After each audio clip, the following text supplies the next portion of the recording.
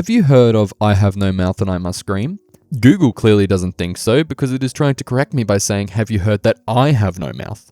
Well, you probably have thanks to the recent rise of AI in absolutely everything from your internet browser to your YouTube video summaries. It's like they don't trust YouTubers to make good descriptions, so they just make AI ones.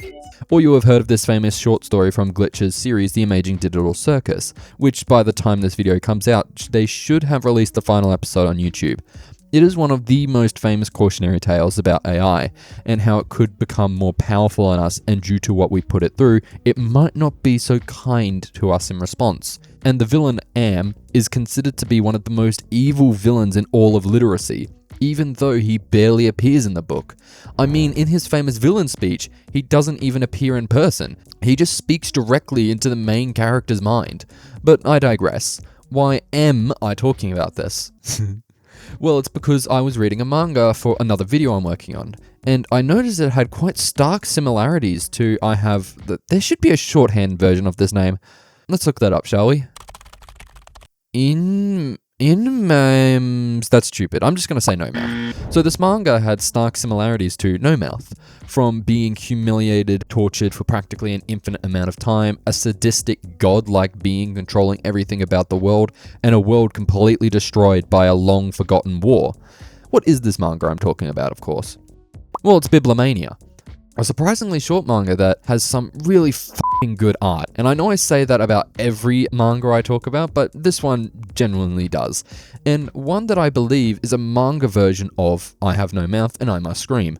However, this is more of my own crackpot theory about this manga rather than an empirical fact. So treat this video with a grain of salt. I'm just rambling about what I believe. I will also not be reviewing the manga, that is for the later video, and I will be spoiling practically all of the story. But if you know what happens in No Mouth, you can probably guess what happens in Bibliomania. So let's start off with the Hells. In both stories, humanity has practically been wiped out from war or their own creations. We'll get to this later. And the few remaining are trapped in Hells created by the AIs. In Bibliomania, this AI is the serpent and his mansion hidden inside a book. The mansion is not really a mansion, so to speak, but rather a kind of separate dimension. Same with how the caves in I Have No Mouth and I Must Scream are not really caves, but amorphous structures that Am can mold to his will. They are places that the captors use to torment their victims, though in slightly different ways. Am sort of allows his victims to sort of understand their torture, degrading them down to their base desires and morphing them grotesquely till they barely resemble themselves. And the torture here feels completely pointless. There's nothing to gain from it, except for Am's own sadistic desire. However, the mansion feels more Huxleyan in its torture. The humans trapped in the mansion feel little to no need or want to escape this place, even the ones that know they are trapped.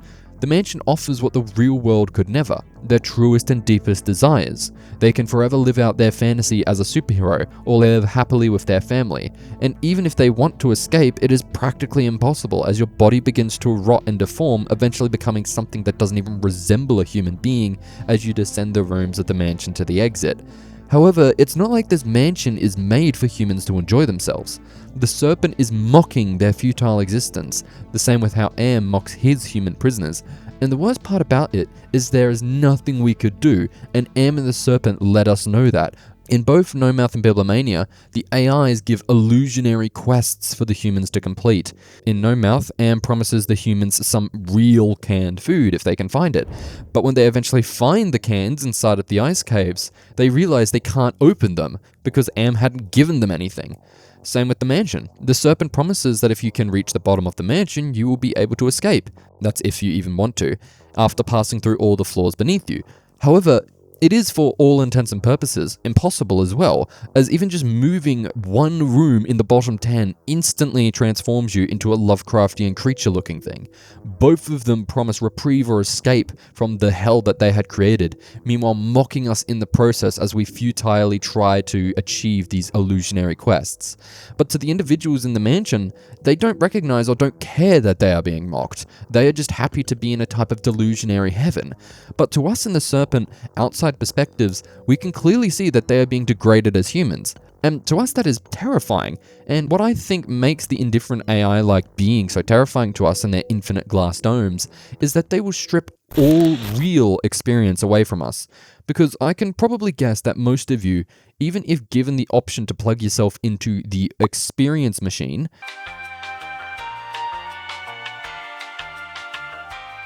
one with infinite pleasure, one where you would even forget that this is all fake, you would rather live in reality, even if it is much more painful and difficult. Because to humans, true experiences, real experiences, are more meaningful to us. We want to have something that actually happened, because if all our existence meant nothing in the end, why would we even want to exist in the first place? There's a reason the Matrix films are so bloody popular. And this isn't me spouting shit either. Multiple different philosophy papers and polls have consistently shown that people prefer to exist in reality, even if it is going to be more painful. Now, I recognize that Am is not an experience machine. He is a torture machine. The mansion is similar to the Matrix, as I said, and its AI, how it uses humans as fuel and energy for other goals. But where it puts the humans and how the two godlike beings treat the humans, I find quite similar. They both dehumanize them, both figuratively, the way that us humans dehumanize others throughout history, but also in a physical sense. The most famous part of No Mouth, other than Am's hatred speech, is what he does to Ted in the final parts of the book, turning him into an amorphous blob thing that, as the name of the book suggests, has no mouth. Am mainly turned Ted into this monster as a punishment because he managed to kill his other prisoners, but it's not like Am completely left his humans alone and completely untouched beforehand. He hated them after all, so why would he let them keep their humanity? He turns Gorista, a once great activist, idealist, and conscienced objector, into a passive, defeated man that does absolutely nothing on his own. He also drains his blood and pumps it back into him just for shits and giggles. He turns Benny, a once brilliant homosexual scientist, into a blathering ape-like man with an organ fit for a horse, reducing his mind to that of a child. He also makes him straight because of fucking course Am would be homophobic. He inflicts this kind of mental and physical torture onto each of the humans, even onto Ted, who he believes has been left alone, when in actuality he has been turned into an extremely paranoid version of himself, practically terrified of everything. In just how Am inflicts his physical and psychological torture, so does the Serpent in practically the same way. For the humans trapped in their rooms, he deludes them with their own wants, reducing them to slaves of their own desires. Even the ones that believe they are above them and not damaged in any way, they've been tricked. The scientist's thirst for knowledge has made him abandon his humanity. The bully victim has turned into someone blinded by rage. Instead of completely breaking them beforehand, the Serpent allows them to become the worst part of themselves. And if someone makes the decision to try and escape from the mansion, they will slowly become more and more monstrous, both as a way to prevent them from going further and as a way to mock them for even trying to escape. Though the monstrous transformations are more Lovecraftian in their style rather than becoming blob monsters. However, the Serpent itself never personally inflicts this upon his victims. He never actively goes out of his way to turn the humans into perverted versions of themselves. He is what I would call a drug dealer kind of villain. He never actively goes out of his way to try and find specific people. The people come to him, and then he gives the people the ability to destroy themselves. He is more than happy to sit around and wait. And I find this more terrifying than Am. As powerful and scary as Am is, he still feels funnily human. He lets hate guide him, control him, and he isn't a cold, calculating machine. He lets stuff get the better of him. I mean, it is said that he has practically merged with the earth and become an omnipresent god. However, he wasn't able to predict and see the humans escaping through death in one of his own games. He made, for all intents and purposes, a human error. And when he turned Ted into the blob monster, he did it out of revenge rather than out of pure calculation. Because at this point, he had lost. He no longer had any human playthings, only Ted, and Ted wasn't going to offer anything else. So he had lost in the end.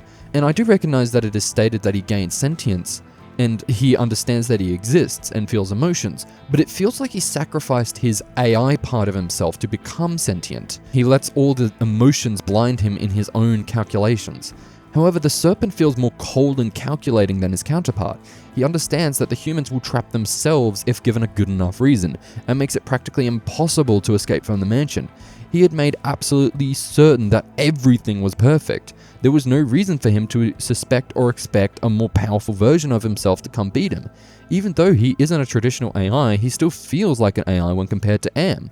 However, he is also more AI in the modern sense as well, and that is the most terrifying part of this manga. Modern day AI is not what you would expect AI to be. You would think it is just some being that just lives on the computer all the time and we just happen to talk to it. But that's not what it is. It isn't a virtual brain, but a very, very complicated algorithm that is constantly trying to guess what the best word is. And instead of having inherent emotion and logic like most animals and creatures in the world, it has been trained to be the best at replicating what it has been taught, and is constantly being fed more and more to get better and better replicating what it is being asked for. Now, I don't really want to go further into this because I'm not an expert on the matter of AI, but just think of modern AI as a very, very big encyclopedia. The funny thing is, though, is that the final reveal and the big bad of Bibliomania is actually scarily similar to the modern large language model version of AI. Now, if you haven't gone and read Bibliomania, please do, because the next part will include massive spoilers. But it is revealed that the Serpent is a copy of a much bigger book called the Book of Truth. This Book of Truth was created to store all knowledge, and when it was completed, it proceeded to eat all of humanity. Humanity created something that contained as much information as possible, and it eventually consumed them. And I know that this sounds like a crackpot theory, but I find the similarities of Alice and the large language models to be quite similar. They are both massive collections of knowledge and can both pose massive threats to us. The Book of Truth because it was a Lovecraftian amalgamation of knowledge, and large language models could, if we let them, eventually destroy us with their massive amounts of information. And both were and are still being blindly created, even though it can be incredibly dangerous. Because if you have all the information on the world, that would include the most efficient ways to end humanity as well. I mean, look at Anthropic's recent Mythos version. It blindsided us with how scarily good it is at finding top-level zero-day vulnerabilities in most operating systems. Bibliomania feels like it is saying that an unending chase for excessive amounts of knowledge is a dangerous and Lovecraftian thing to me.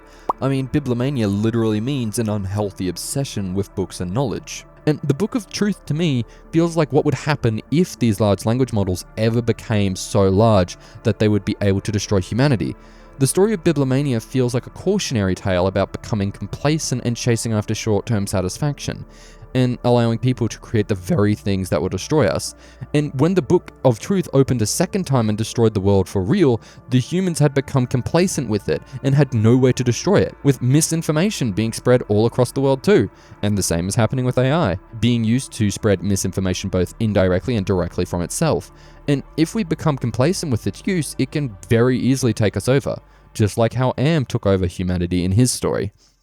Now, this is definitely a crackpot theory. I'm definitely stretching some parts of the story that I have read and minimizing some others to make sure it fits the mold of what I want to tell.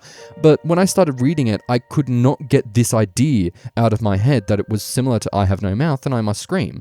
I mean, they are both short stories after all. And obviously, modern AI isn't Terminator level. It's not going to destroy us anytime soon, and most people are quite clever with how they use it and are implementing good safety features into it to make sure it's not going to go haywire.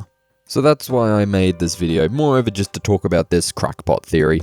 I will be giving more of my thoughts about Bibliomania in a later video as well, so this isn't the last time I will talk about it.